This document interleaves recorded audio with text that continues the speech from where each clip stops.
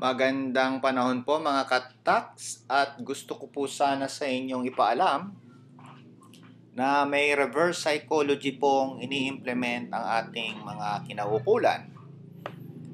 Sinasabi po nito ay penalty para sa government official na hindi nagwi-withhold o merong kakulangan sa compliance sa withholding tax.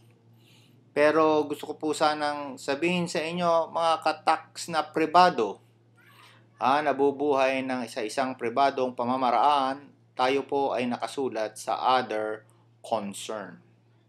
So kung ikaw po ay private corporation, private individual, partnership, ay ito po ay umaakma na rin sa inyo.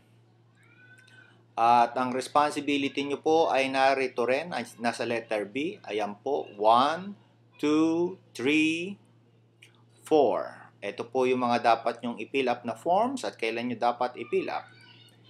Ayan. Ayan din po ang kailangan nyong gawin at i-issue. At mag-adjust kayo ng year-end adjustment, timely file, BIR information. Ayan po. At ang sanction po ay napakabigat. Ayan. Kaya kung ako po sa inyo, pag-aralan po ninyo ito o umatin kayo ng tax accounting course ni Ka-Tax ETM, i-share nyo po ito sa iba. Kayang-kaya po natin itong explain sa inyo at mai-cascade down ninyo sa inyong mga kaibigan at kakilala at kaempleyado.